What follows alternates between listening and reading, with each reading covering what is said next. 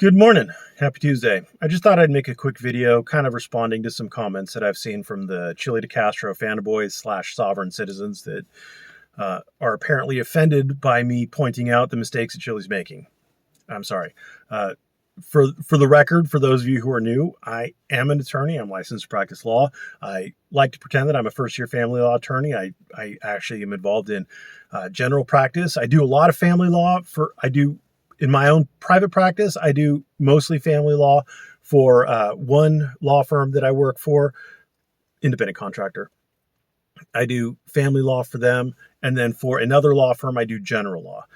For that one, it's mostly civil stuff like personal injury. I do some business law, things like that. I do some family law for them too, but not a whole lot. So I know a thing or two about a thing or two. I'm not, I also am very pro freedom. I'm very pro freedom. I am anti big government, pro freedom. The First and Second Amendments are my two favorite amendments, but I like all of them. And I think the government has overreached into pretty much all of them. First Amendment, I think that the government, generally speaking, on a local level, tries to impose too many unconstitutional burdens on freedom of speech. Second Amendment shall not be infringed. Say no more. Third Amendment, I don't really have an issue with the Third Amendment. I think we're pretty good on the Third Amendment. Fourth Amendment, I disagree with Terry stops. I disagree with any seizures that are unsupported by probable cause. So, inland border control checkpoints, no, I disagree with them. Fifth Amendment, I don't really have any issues with the Fifth Amendment. There's one issue I have with the Fifth Amendment, where if you were talking and stop talking, but you don't specifically invoke your Fifth Amendment right, all of a sudden your new silence can be used against you. I think that's bullshit.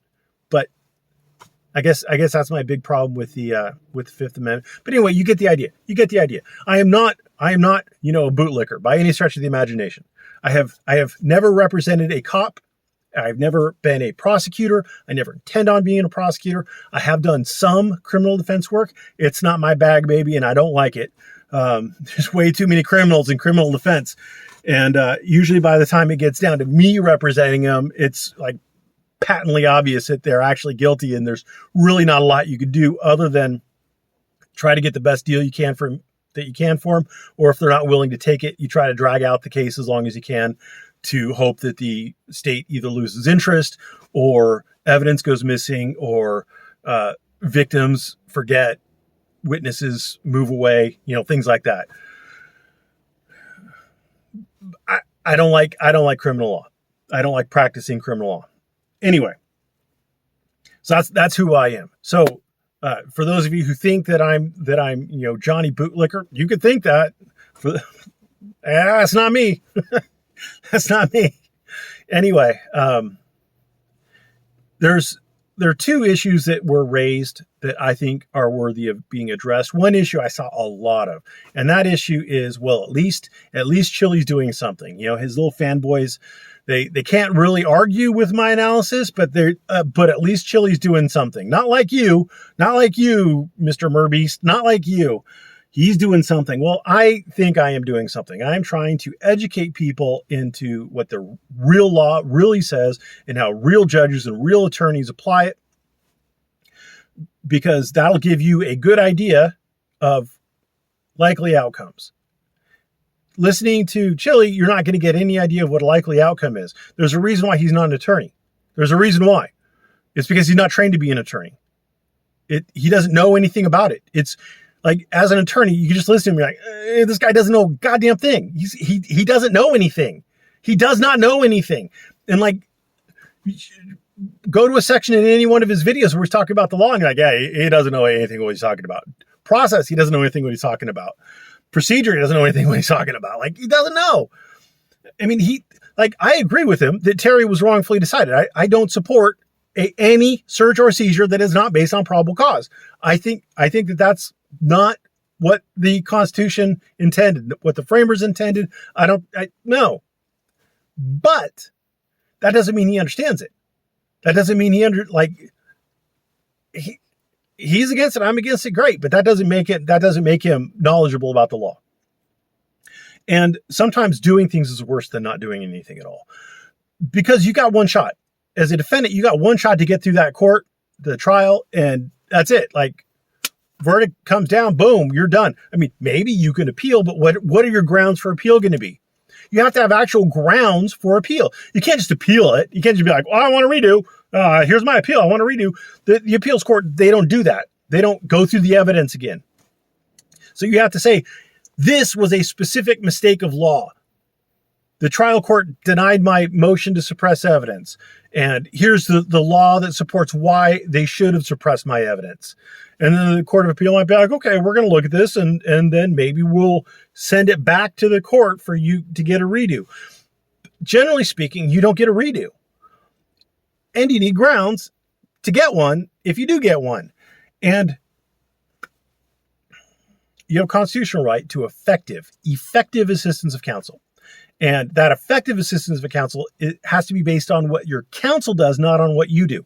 So if your counsel is giving you good advice, i.e. your actual attorney, not some power of attorney bullcrap that Chilli tries to pull, but an actual attorney who's licensed in the district, state, whatever that he's in, who's licensed to practice law,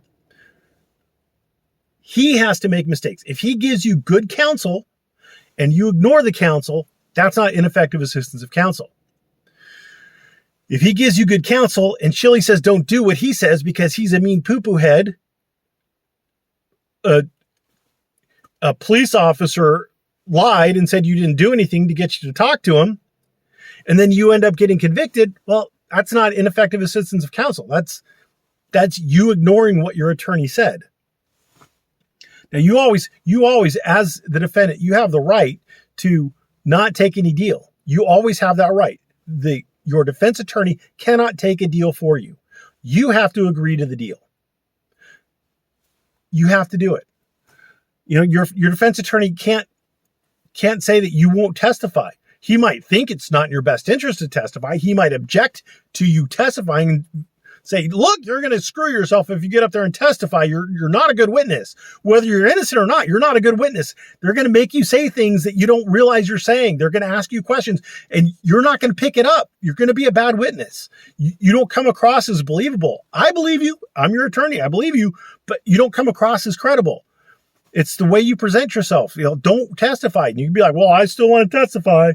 And there you go. I mean, and if you hose yourself, if the jury, you get up on the stand, you say things that you shouldn't have said, and the jury convicts you, that's not ineffective assistance of counsel. He told you not to do it. And you exercised your right to do it. So, I mean, just think of it this way. Like, if someone is injured or having some sort of a medical emergency, you know, and you're uneducated Johnny on the spot, all you've got is a pocket knife, no first aid training, no medical training. You're not a doctor. You're not a nurse. You're not even a nurse's assistant or nurse's aide or anything like that. I mean, are you really going to cut into them and start trying to operate on them? And if you see someone doing that, you can say, well, at least he's doing something. Or you can say, hey, dude, hold on. Why don't you let the medical professional get in there and do that for you? It might take them a minute or two to get to it. They might not do it the way you think it's right, but you're not a doctor, so you don't know what's right. It boggles me. It boggles me. Now, doctors are more trained than lawyers are. They are more trained than lawyers are. They have all their medical training, and then they have a residency period, so they get a lot more training than lawyers do. But we get a lot of training. And we have to take a test at the end of it to show that we understand the concepts behind what we've been taught. And to have someone just show up and be like, oh, I've been studying the law for 20 years. I know what I'm doing. You wouldn't accept that with a doctor. Why do you accept it with a lawyer? All right. Doing something is sometimes worse than doing nothing at all. And Chilli should do nothing because he doesn't know what he's doing. And that's harmful. Thanks for watching. Have a great day.